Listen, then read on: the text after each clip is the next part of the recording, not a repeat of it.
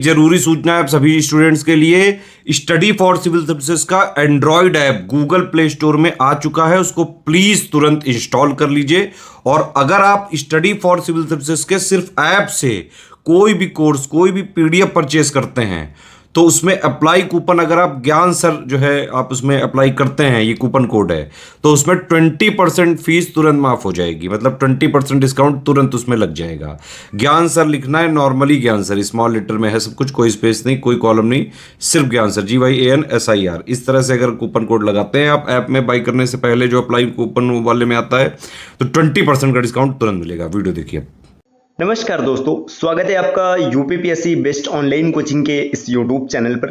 दोस्तों, आज की इस वीडियो में हम प्राचीन भारत के इतिहास के सीरीज में एक क्लास को और आगे बढ़ाएंगे, जिसमें कि भागवत धर्म के बारे में हम लोग विस्तार से पढ़ेंगे। इससे पहले की वीडियोस अगर आपने नहीं देखी तो आप प्लेलिस्ट में जाकर जरूर देखिएगा। यह क्लास सभी प्रकार के स्टेट पीसीएस एग्जाम और वनडे एग्जाम के लिए अत्यंत महत्वपूर्ण है। इससे पहले की वीडियो में हम लोगों ने वैष्णव धर्म के विस्तार से चर्चा की थी। देखिए, वैष्णव धर्म जो है उसमें भगवान विष्णु की पूजा की जाती है और भगवान विष्णु के दशावतार में भगवान कृष्ण का भी रूप आता है, जिनके पूजा करने वाले को भागवत धर्म या फिर भागवत कहते हैं। तो देखिए, आज हम लोग यही बात करेंगे, भागवत धर्म मतलब भगवान कृष्ण से जुड़ा जो धर्म है वही भागवत धर्म है। तो चलिए स्टार्ट करते हैं इस इंटरेस्टिंग सेशन को। यहाँ पर दिया भागवत धर्म तथा वासुदेव की पूजा का उल्लेख महर्षि पाणिनि ने किया है। जिसका सबसे पहले उल्लेख किसने किया? महर्षि पाणिनि ने किया है। उन्होंने वासुदेव के उपासकों को वासुदेवक कहा है। यह धर्म प्रारंभ में मथुरा उसके आसपास के क्षेत्रों में प्रचलित था। देखिए, जो वैष्णव भागवत धर्म है ये सबसे पहले मथुरा और उसके आसपास के क्षेत्रों में था। यूनानी राजदूत मेगास्थनीज के अनुसार सूरसेन, देखिए सूरसेन जो है आज का मथुरा है, कि लोग हेराक्लीज के उपासक थे। देखिए, हेराक्लीज किसको कहा जाता है तो यहाँ पर आगे बताया गया, हेराक्लीज से तात्पर्य वासुदेव कृष्ण से है। मथुरा से इस धर्म का प्रसार धीरे धीरे भारत के अन्य भागों में हुआ है। तो देखिए, यहां तक दोस्तों ये स्पष्ट हुआ है कि भागवत धर्म में भगवान कृष्ण की पूजा की जाती है। इसकी शुरुआत मथुरा के आसपास से होती है और मेगास्थनीज ने यह बताया कि मथुरा के वासी जो थे वो हेराक्लीज के उपासक थे और हेराक्लीज का तात्पर्य भगवान कृष्ण से है। फिर आगे देखिए, यहाँ पर क्या दिया हुआ है, भागवत धर्म से संबंध प्रथम उपलब्ध प्रस्तर स्मारक विदिशा, जिसे कि वेशनगर कहते हैं, का गरुड़ स्तंभ है। तो भागवत धर्म का जो संबंध है गरुड़ स्तंभ से, इससे पता चलता है कि तक्षशिला के यवन राजदूत हेलियोडोरस ने भागवत धर्म ग्रहण किया था। देखिए, गरुड़ स्तंभ से स्पष्ट होता है कि हेलियोडोरस ने भागवत धर्म ग्रहण किया था तथा इस स्तंभ की स्थापना करवाकर पूजा की थी। इस पर उत्कीर्ण लेख में हेलियोडोरस को भागवत तथा वासुदेव को देवदेवस अर्थात देवताओं का देवता कहा गया था। महाक्षत्रप सोडास कालीन मोरा जो कि मथुरा है, पाषाण लेख में पंचवीर कौन कौन से? संकर्षण, वासुदेव, प्रद्युम्न, सांब और अनिरुद्ध की पाषाण प्रतिमाओं को मंदिर में स्थापित किए जाने का उल्लेख मिलता है। देखिए, पंचवीर में कौन कौन आते हैं? संकर्षण है, वासुदेव है, प्रद्युम्न है, सांब है और अनिरुद्ध है। इनकी प्रतिमा को मंदिरों में स्थापित करने का उल्लेख मिलता है।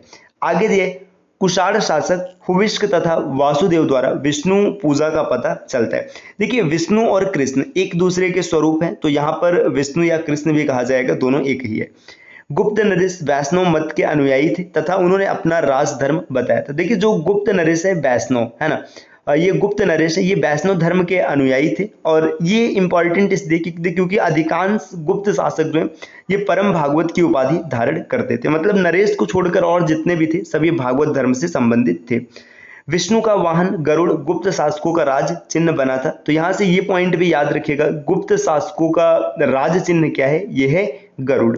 आगे दिया गया, मेहरौली स्तंभ लेख में उल्लेख मिलता है कि चंद्रगुप्त द्वितीय ने विष्णुपद पर्वत पर विष्णु ध्वज की स्थापना कराई थी। स्कंदगुप्त ने भीतरी स्तंभ लेख में विष्णु की मूर्ति स्थापित किए जाने का उल्लेख मिलता है। तो दोस्तों, इस क्लास को हम लोग अभी और आगे बढ़ाएंगे। इससे पहले कुछ जरूरी सूचना, अगर आप टीम के पेड कोर्सेज से जुड़ना चाहते हैं पीसीएस के कंप्लीट प्रिपरेशन के लिए, तो इन दिए गए नंबर पे कॉल या व्हाट्सएप करके आप टीम के पेड कोर्स से जुड़ने की प्रक्रिया समझ सकते हैं। इसके अतिरिक्त ज्ञान सर का व्हाट्सएप नंबर है, आप यहाँ से व्हाट्सएप के माध्यम से भी जानकारी प्राप्त कर सकते हैं। चलिए बढ़ते हैं आगे। देखिए, यहाँ पर दिया, अमर सिंह ने अपने ग्रंथ अमरकोश में विष्णु के 39 नामों का उल्लेख किया है। वेंगी के पूर्वी चालुक्य शासक वैष्णव मतानुयायी थे। तो अमर कोश नाम का एक ग्रंथ है जिसमें विष्णु के 39 नामों का जिक्र किया गया है। आगे गुप्तों के समान उनका राज चिन्ह गरुड़ था। गुप्त राष्ट्रकूट नरेश दंतीदुर्ग ने एलोरा में दशावतार के प्रसिद्ध मंदिर का निर्माण करवाया। तो देखिए दशावतार का मंदिर कहाँ पर है, ये एलोरा में है और इसका निर्माण किसने करवाया, दंतीदुर्ग ने, ये भी याद रखना। इस मंदिर में विष्णु के 10 अवतारों की कथा मूर्तियों में अंकित है। क्षेमेंद्र रचित दशावतार रचित में विष्णु के 10 अवतारों का वर्णन मिलता है। तो दशावतार रचित, इसकी रचना किसने किया, क्षेमेंद्र ने किया। इसमें विष्णु के 10 अवतारों का जिक्र मिलता है। अलवार संतों द्वारा दक्षिण भारत में वैष्णव धर्म का प्रचार प्रसार किया गया था। अलवार शब्द का अर्थ होता है ज्ञानी व्यक्ति।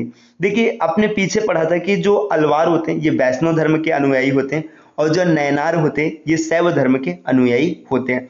नयनारों की संख्या 63 है, याद रखिएगा, और अलवारों की संख्या 12 है। और आगे यहाँ पर दिया हुआ है, देखिए कि भागवत अथवा पांचरात्र धर्म में वासुदेव कृष्ण की उपासना के साथ ही 3 अन्य व्यक्तियों की भी उपासना की जाती है। तो जो पांचरात्र धर्म है मतलब भागवत धर्म है, इसमें भगवान कृष्ण के अतिरिक्त 3 अन्य व्यक्तियों की उपासना की जाती है। ये कौन है, संकर्षण। संकर्षण का मतलब बलराम। देखिए वासुदेव और रोहिणी के पुत्र ये भगवान कृष्ण के भाई हैं। वासुदेव के जो मतलब पुत्र है बलराम, इनका जो शस्त्र है जैसे भगवान कृष्ण से बांसुरी संबंधित है वैसे इनसे हल संबंधित है, ये भी याद रखिएगा। ठीक, आगे यहाँ पर दिया प्रद्युम्न, कृष्ण और रुक्मिणी के से उत्पन्न पुत्र। तो ये प्रद्युम्न कौन है, भगवान कृष्ण के पुत्र है। और अनिरुद्ध कौन है, प्रद्युम्न के पुत्र हैं। इन तीनों की भी पूजा की जाती है। अब आगे यहाँ पर दिया शाक्त संप्रदाय। देखिए शाक्त संप्रदाय जैसे शैव संप्रदाय में भगवान शिव की पूजा की जाती है, वैष्णव संप्रदाय में भगवान विष्णु की पूजा की जाती है, भागवत संप्रदाय में या भागवत धर्म में भगवान कृष्ण की पूजा की जाती है, वैसे शाक्त संप्रदाय में शक्ति अर्थात दुर्गा माता की पूजा की जाती है या फिर यहाँ पे देवी की पूजा की जाती है। तो इसके बारे में दिया, यह कौल मार्गी मतलब वाम मार्गी संप्रदाय है जो पंच मकारों पर बल देता है। इस धर्म में कुंडलिनी एक रहस्यमयी शक्ति पर विशेष बल दिया जाता है। मार्कंडेय पुराण में दुर्गा सप्तमी एवं देवी महात्म्य का उल्लेख मिलता है। मत्स्य पुराण में महादेवी की 108 नाम तथा कुर्म पुराण में 1000 नाम दिए गए हैं। शाक्त संप्रदाय हिंदू धर्म के 3 प्रमुख संप्रदायों में से एक है। आदि शक्ति अर्थात देवी की उपासना करने वाला संप्रदाय शाक्त संप्रदाय कहलाता है। इस संप्रदाय में सर्वशक्तिमान को देवी माना जाता है, मतलब शाक्त संप्रदाय में देवी की उपासना की जाती है। हिंदुओं के श्रुति तथा स्मृति ग्रंथ शाक्त परंपरा का प्रधान ऐतिहासिक आधार बताते हुए दिखते हैं। इसके अलावा शाक्त लोग देवी महात्म्य, देवी भागवत पुराण और शाक्त उपनिषद जैसे देवी उपनिषद पर आस्था रखते हैं। और आगे देखिए यहाँ पर क्या दिया हुआ है दोस्तों, वैष्णववाद भगवान विष्णु की उपासना, शैववाद भगवान शिव की पूजा और शाक्तवाद देवी की शक्ति के रूप में उपासना होती है। इसमें शक्ति की पूजा, शक्ति के अनुयायियों को अक्सर शाक्त कहा जाता है। कालिका पुराण शाक्त धर्म से संबंधित है, तो यहाँ पे याद रखिएगा कालिका पुराण का संबंध किससे, शाक्त धर्म से। कालिका पुराण को कली पुराण भी कहा जाता है। यह हिंदू धर्म की शाक्तवाद परंपरा में 18 पुराणों में से एक है। कालिका पुराण का संकलन असम क्षेत्र में किया गया है। इसमें माँ कामाख्या या काली का एक दिव्य स्त्री रूप में प्रदर्शन किया गया है। तो देखिए जो शाक्त पुराण या फिर कालिका पुराण है, माफ कीजिएगा कालिका पुराण जो है ये असम क्षेत्र में निर्मित किया गया और इसमें देखिए माता कामाख्या या फिर काली देवी का जो दिव्य स्त्री रूप है इसका वर्णन किया गया है। शैव धर्म के साथ शाक्त धर्म का घनिष्ठ संबंध रहा है। शाक्त धर्म की प्राचीनता भी शैव धर्म के समान प्रागैतिहासिक युग तक की जाती है, मतलब जब से शैव धर्म चल रहे तभी से शाक्त धर्म की भी चर्चा हो रही है। वैष्णो देवी का मंदिर देवी के सौम्य रूप का मंदिर है। देखिए जो वैष्णो देवी का मंदिर है कटरा जम्मू कश्मीर में, ये देवी के सौम्य रूप का मंदिर है। और आगे दिया है कोलकाता स्थित काली मंदिर देवी के उग्र रूप का प्रतिनिधित्व करता है। जो काली मंदिर है ये देवी के उग्र रूप को प्रदर्शित करता है। असम का कामाख्या मंदिर देवी के का प्रधान रूप का प्रतिनिधित्व करता है। प्रतिहार शासक महेंद्र पाल के लेखों में दुर्गा की महिषासुर मर्दिनी, कांचन देवी, अंबा आदि नामों की स्तुति मिलती है। देखिए महेंद्र पाल ने माता दुर्गा के अलग अलग नाम से स्तुति की है।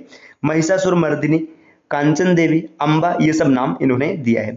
राष्ट्रकूट शासक अमोघ वर्ष महालक्ष्मी का अनन्य भक्त था। तो अमोघ वर्ष राष्ट्रकूट से संबंधित था और ये माता लक्ष्मी का महाभक्त था।